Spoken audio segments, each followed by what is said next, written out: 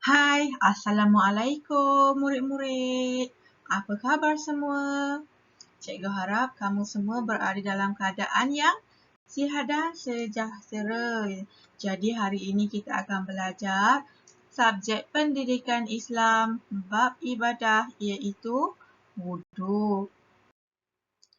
Standard pembelajaran kita hari ini adalah PI 3.2.1 mengenal anggota wuduk, PI 3.2.2 menunjukkan had anggota wuduk. Jadi di akhir kelas hari ini, murid-murid akan dapat mengenal pasti anggota wuduk, menunjukkan had anggota wuduk dan juga melafazkan niat wuduk dengan betul.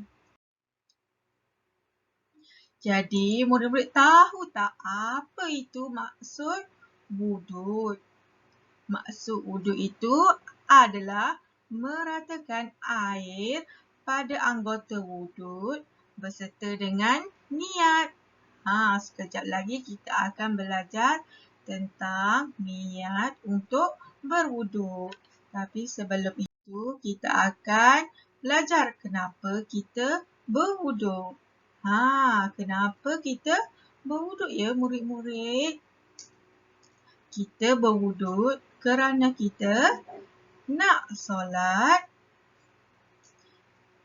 Kemudian kita juga harus berwuduk ketika kita tawaf.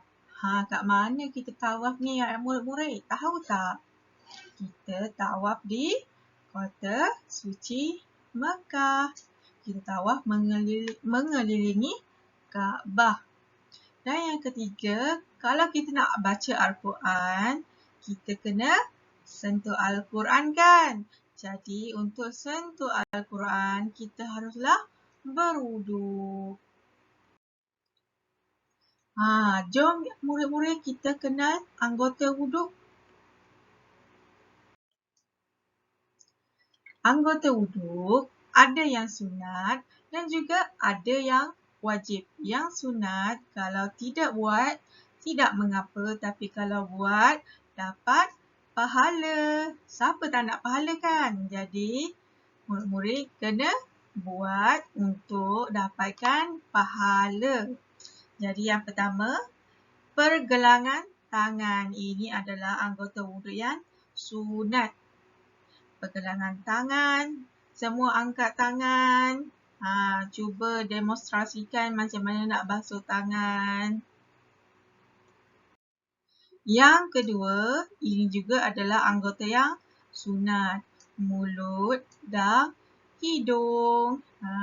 Kenapa kita kena basuh mulut? Kemungkinan besar dalam mulut kita ada sisa-sisa makanan. Jadi kalau kita tengah solat, kita tertelan makanan tersebut, solat kita tidak sah. Jadi kita pastikan mulut kita bersih dan tiada sisa-sisa makanan. Tapi ini juga adalah anggota yang sunat.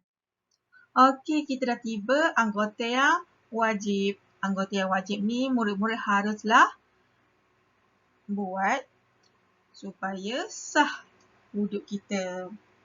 Anggota muka yang kita wajib basuh adalah daripada kawasan atas dahi hingga ke dagu dan daripada sisi telinga kanan ke sisi telinga kiri. Kita harus ratakan air ke seluruh muka. Selepas kita basuh muka, kita pula harus membasuh tangan. Seperti yang murid-murid boleh tengok dalam gambar ni, kawasan yang harus dibasuh adalah daripada hujung jari hingga ke siku. Ini adalah wajib. Kita harus meratakan air daripada hujung jari hingga ke siku. Kalau tidak, wuduk kita tidak sah.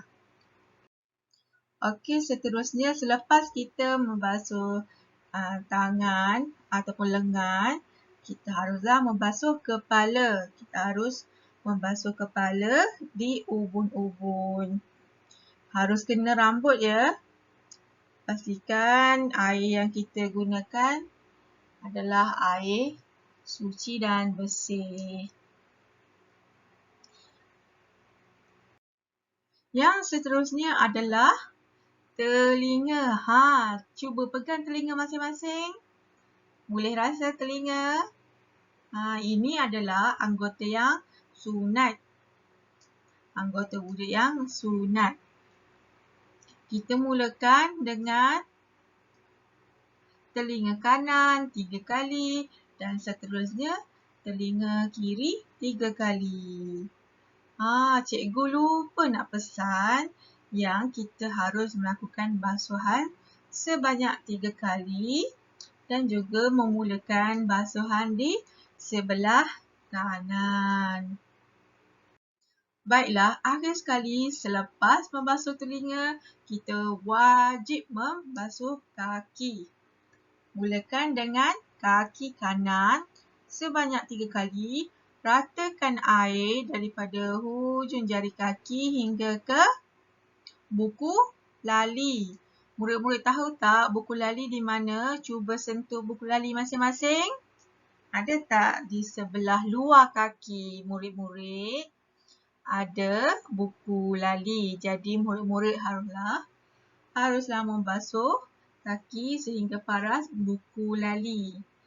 Dah basuh kaki kanan 3 kali, baru basuh kaki kiri 3 kali. Jom kita belajar niat untuk berwuduk. Jadi kalau kita nak berwuduk, kita haruslah berniat. Kalau kita nak solat pun, kita kena berniat. Berniat ni macam mana, murid-murid? Adakah di mulut? Tak. Berniat kena di hati.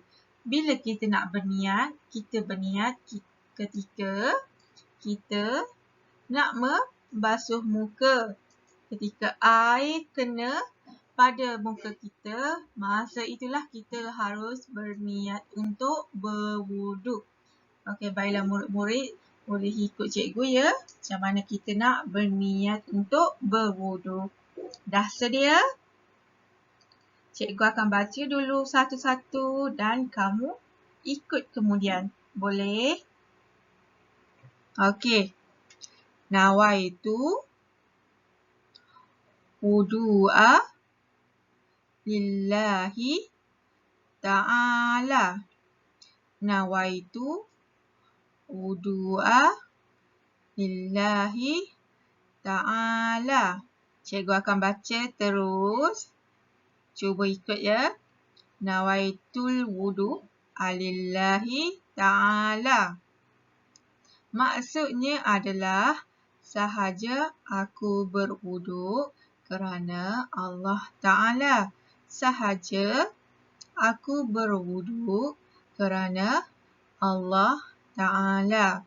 Jadi kalau murid-murid belum menghafal niat dalam bahasa Arab, murid-murid boleh niat dalam bahasa Melayu. Tidak mengapa, wuduk tetap sah walau dalam bahasa apa pun.